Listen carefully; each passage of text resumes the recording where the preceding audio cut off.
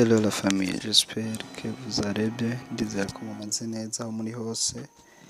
Aka kanya ndizera ko mwese mumeze neza, je ndameze neza, kuko iyo umuntu aramutse, iyo umuntu agikomeye, iyo umuntu akibayeho acumva afise inguvu, haba hariho ivyizigiro ko Imana izomukorera ibitangaza, Imana izomuha ivyo ayisaba, Imana izomufasha muri vyose.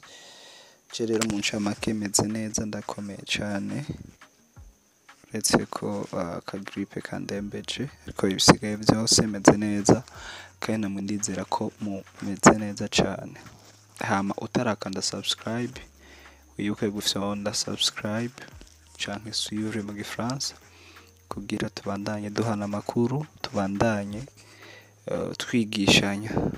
Iyi channel yaje kugira twigishanye, ntiyaje muri bwa buryo bw'abaskama, bw'abasahuzi, nta mafaranga ntaki.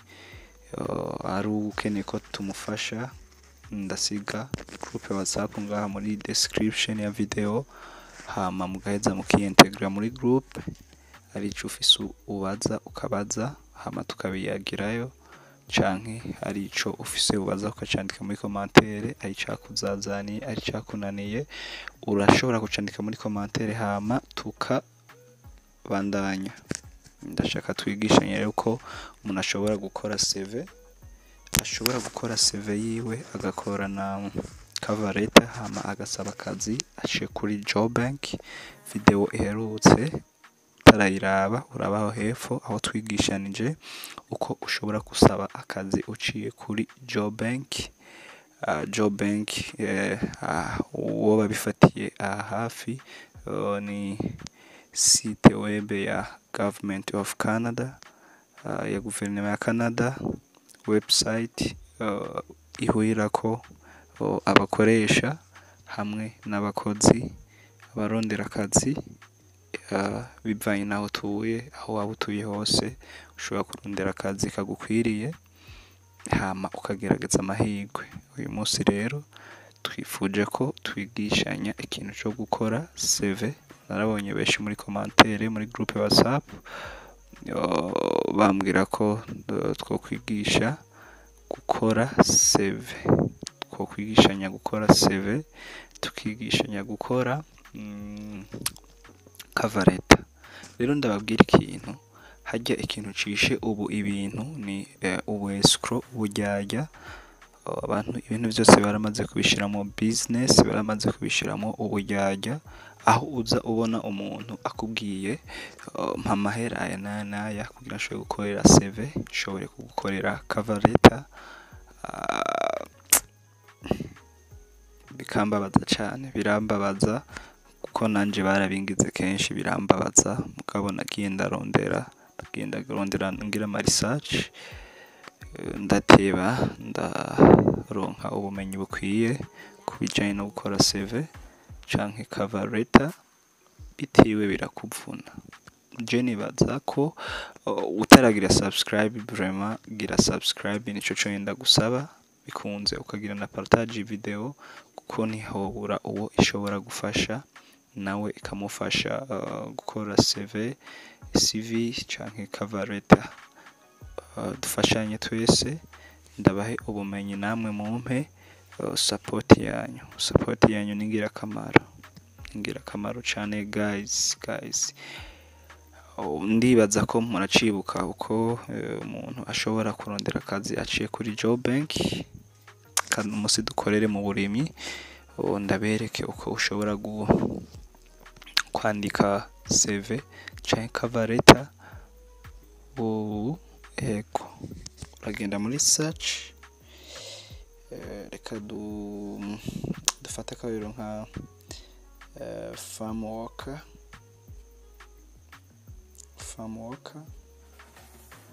okay. Location dufate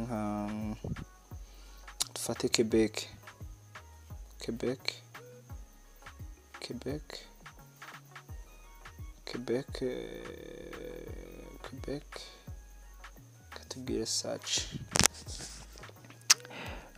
aka n'akarorero ushobora kwandika ikintu cyose wize baraguha ubuzi buhari.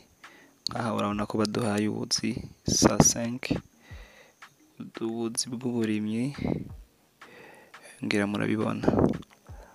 Murabibona, utarafyonda subscribe ndakwibutsa gukanda subscribe canke partage ama like na comment kugira tubandanye dufashanya, kugira mbandanye ndabaha ayandi makuru, kuko gahunda narababwiye ko ari kubereka opportunité zishoboka hama tukagerageza. Kandi ico nama ndabakonseye ni kwa applyinga kenshi kabaho, apana ngo ukore application 2 3 4 5 cujinyika ngo ndarindiye bazonyishura, no. Kuko ubuzi buba bwasabwe n'abantu batari bake, ahubwo ico ukora ugira esprit, ugira gukora cyane, ugira gusaba ubuzi cyane aho bishoboka, aho ubonye bishoboka hose ukagerageza ugasaba akazi guys, ukagerageza ugasaba akazi.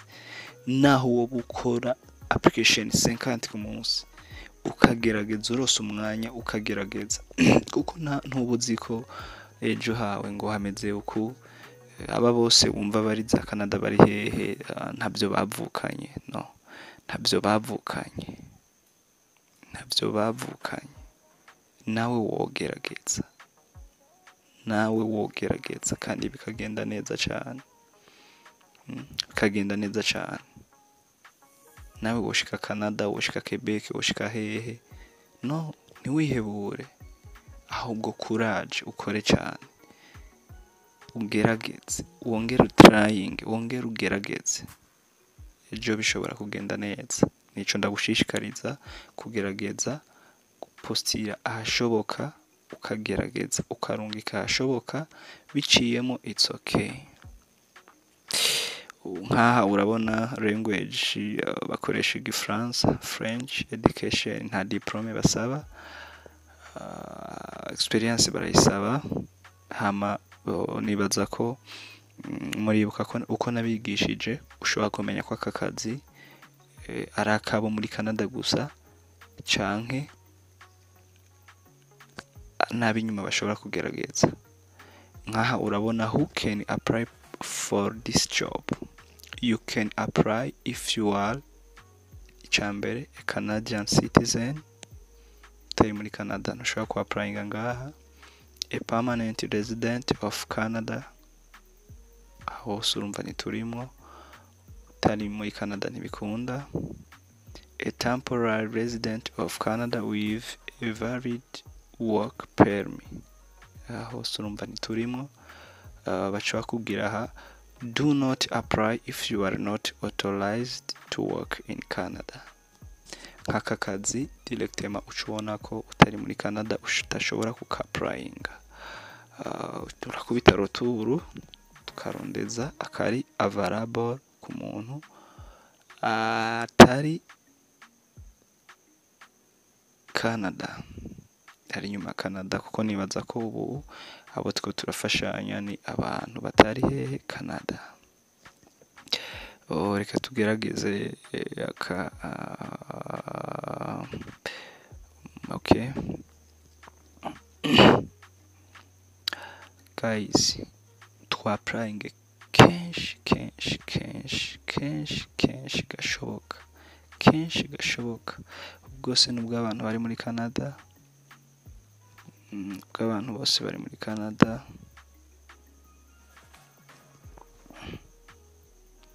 Okay, reka tugerageza akariko kose naje, reka tugerageza akariko kose, niturinde kugira ngo farm work canke iki, kubera ko nari narondeye Quebec, katurondera akariko kose, kuko gahunda nabeze ko ariyo, nababwiye ko ariyo kubigisha uko ushobora gukora CV canke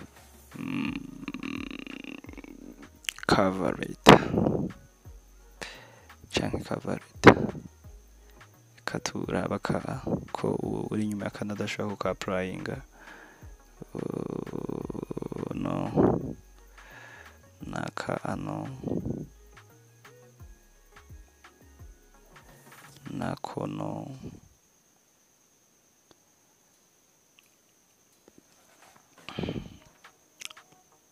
constriction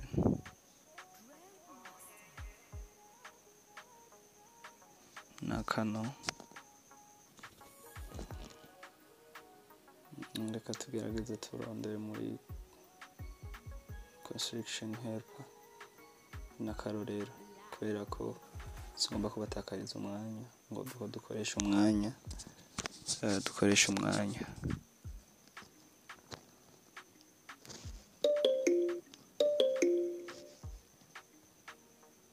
okay. Constriction helper.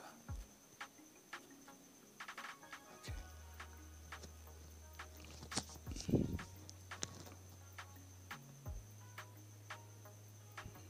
Constriction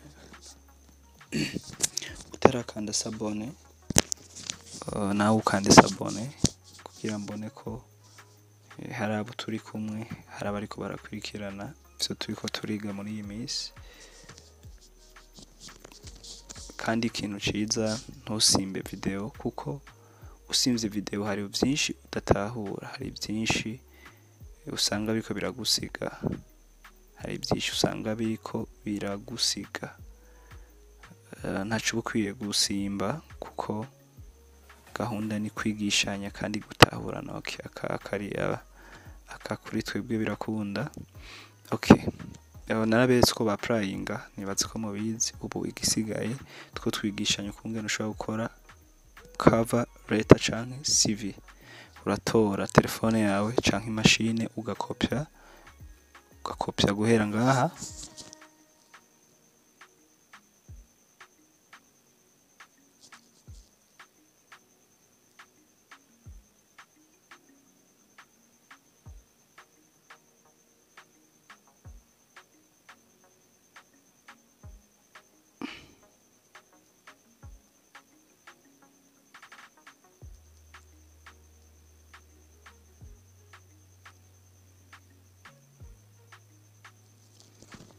reka tugeze ngaha ko basabye ibintu byinshi, umwanya ko basabye na experience, ariko ubuzi ni bwinshi.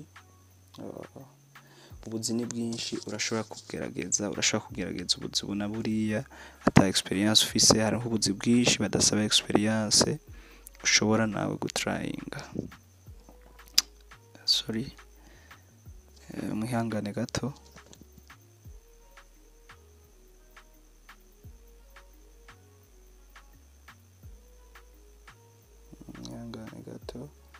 Okay, hama ico ukora cugira copy, ubikopya.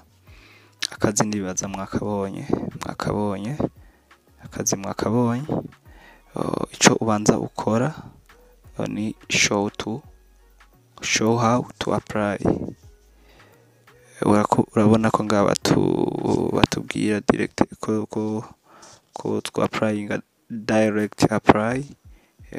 Narabetse ubwo baba bahaye email, aho uca urungikaho email, ariko naha ufyonzeho direct apply baca bakwereka uko wapplyinga. Gahunda y'uyu munsi sukwigishanya ibi byo twaravyize muri video iheze. Ukaba utazi uko bigenda, urashaka kuraba epfo mu ma video yaheze, hama ukaraba uko bigenda. Okay, hama mugume mwibuka kajya kantu naberetse copy, twakopye mwabibonye. Ca tuvayo. Okay, uragenda muri Play Store ugatereshaja application na karorero ngoma ndabahe. Iyo zirabafasha cyane kuko abantu bose nidufise uburyo bw'imashine. Uragenda ngaha kandikamo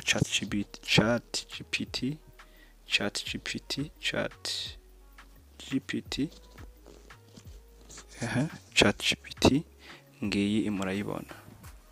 ChatGPT uca uyinstalla muri telefone, kuko jeho isanzwe iri install ndayifise muri telefone. Hama ucuza ukarondera ChatGPT aho uyifise. Guys, munkwirikirane please, munkwirikirane. Hama ico ukora ugakopyamo ya majambo bimwe twakopya, hama ugashiraho agapoint ucuza ukitwa akarorero my name is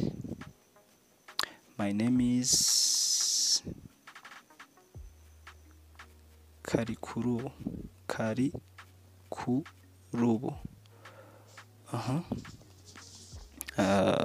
ukandika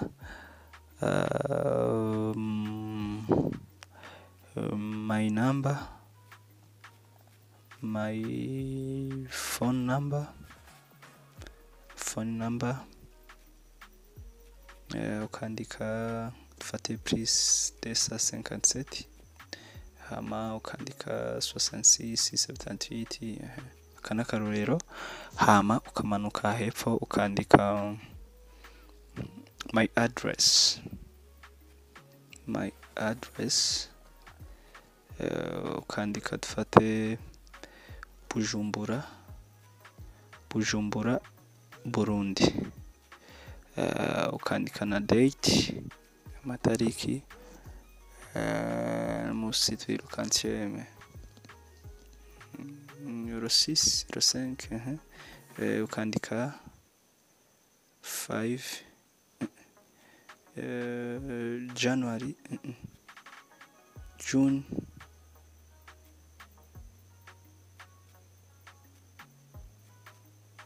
June 2025 na karorero guys na karorero ndiko ndabereka uko ushobora gukora CV yawe cyangwa gukora cover letter imeze neza. Kindi kintu okay ibi birakwiye uca wandika make me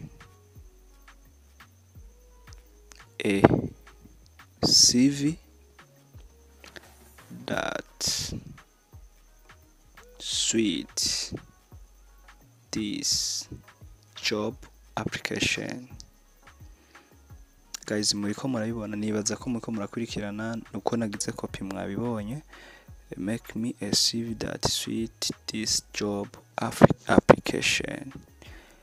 Hama and make me a CV and a cover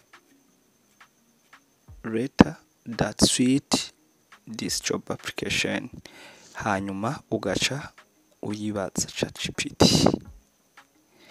Ucibaza ChatGPT. Mwabibonye?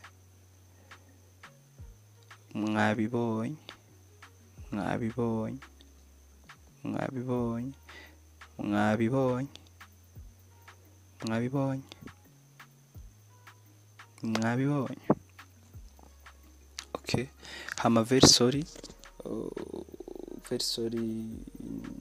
Ikintu nari nibagiye, reka nsubire ndabikopye and then hama nandika make me a Canadian CV that suit this job application. Nari nibagiye aka kantu ka make me a Canadian CV that suit this job application. Canadian CV.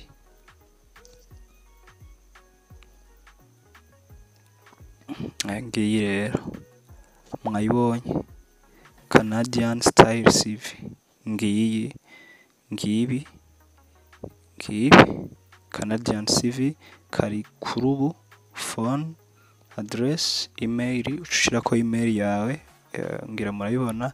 Aha ni professional summary, key skills murabibona, certification and licenses murabibona, professional experience, education, languages murabibona. Noneho ndibaza murabibona, wica ukora ucuza ukafyonda ngaha hagati, ukacusonda kuri copy. Aha ubu yitoye iyo bitwa Canadian style CV. Ukeneye na